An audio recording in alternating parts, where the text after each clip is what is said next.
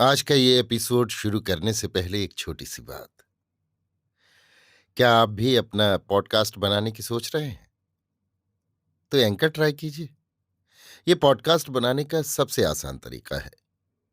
Number एक, ये free है। नंबर दो, इसमें कई सारे ऐसे टूल्स हैं जो आपको अपने फोन और कंप्यूटर पर रिकॉर्ड और एडिट करने की फैसिलिटी देते हैं। नंबर तीन, आप अपने पॉडकास्ट को डिस्ट्रीब्यूट भी कर सकते हैं, जिससे इसे स्पॉटिफाई और दूसरे प्लेटफॉर्म पर सुना जा सके।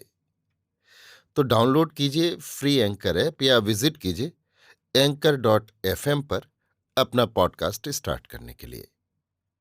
ये तो थी एक छोटी सी जानकारी, और अब शुरू करते हैं एपिसोड का सिलसिला। तो आज के एपिसोड में लीजिए सुनिए आचार्य चतुर्सेन शास्त्री के लिखे उपन्यास गोली के 42वें भाग विषपान को मेरी यानी समीर गोस्वामी की आवाज में। प्रसव का समय निकट आ रहा था, परंतु मेरी हालत तेजी से खराब होती जा रही थी। मेरा सारा शरीर काला हो गया था और मेरा सौंदर्य गायब हो चुका था। मैं हैरान थी। वास्तव में मैं अकस्मात ही बुढ़िया हो रही थी। ज्वर अब दिन में कई बार कमोबेश होता था। सारा अंग भीतर से जला जा रहा था। ऐसा प्रतीत होता था कि कलेजे में अंगीठियां दहक रही हैं। बाल मेरे झड़ने आरंभ हो गए थे। आवाज खोखली और धीमी हो गई थी। यत्न करने पर भी मैं जोर से नहीं बोल सकती थी। इस एक हफ्ते में ही मैं इतनी कमजोर हो रही थी कि टट्टी पेशाब के लिए जाने में मैं हांफने लगती थी। स्पष्ट था कि इतना यत्न करने और सावधान रहने पर भी विष मेरे शरीर में पहुंचाया जा रहा था, परंतु कैसे, ये मैं नहीं जान पाती थी। इधर 2 दिन से मेरे सिर में भी चक्कर आ रहे थे। कभी कभी तो ऐसा प्रतीत होता था कि धरती उलट पलट हो रही है। सिर पर जैसे पहाड़ लदे हुए हैं। अब मैं क्या करूं?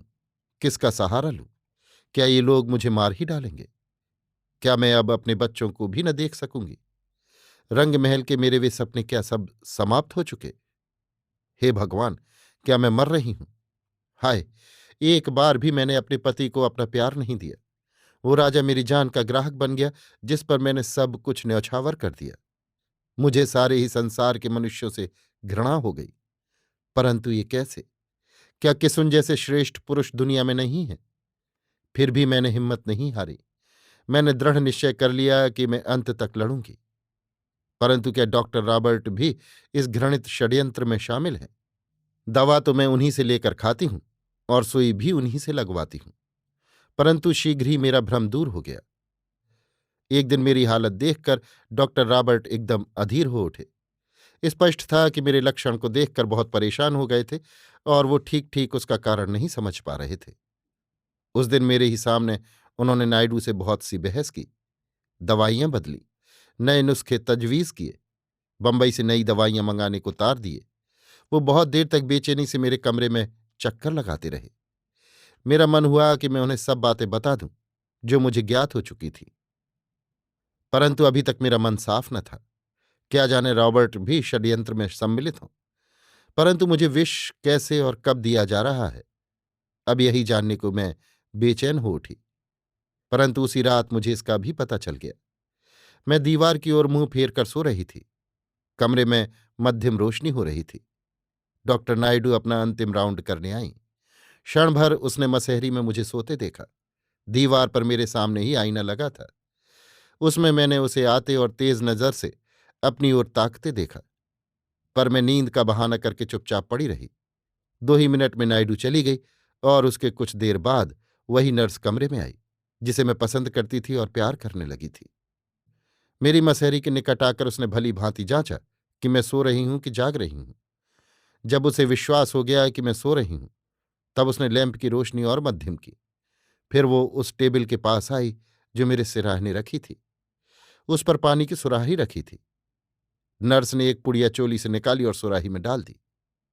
उसने फिर मेरी ओर देखा और वो दबे पांव चली गई। आईने में होकर मैंने सब कुछ देख लिया। उफ, मुझे दवा में नहीं पानी में जहर दिया जा रहा है।